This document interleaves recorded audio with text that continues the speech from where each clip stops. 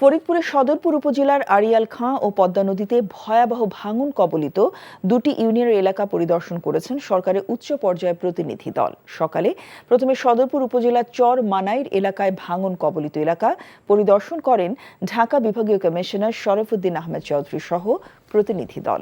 এ সময় উপস্থিত ছিলেন পানি সম্পদ মন্ত্রণালয়ের অতিরিক্ত সচিব আব্দুল লতিফ মোল্লা, স্থানীয় সরকার মন্ত্রণালয়ের অতিরিক্ত সচিব ফজলুর রহমান, ফরিদপুরের জেলা প্রশাসক মোহাম্মদ কামরুল হাসান মোল্লা।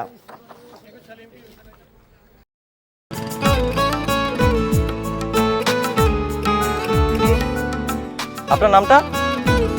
নীলা। রাহুল। ওকে, এই মেয়েটারে তোর ভাবি সবাই কেমন লাগবে?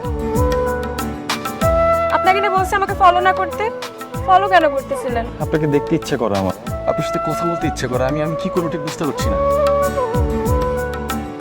ওরে বাবা, ওই মেয়ে, অথচ তারে তুমি চিনো না?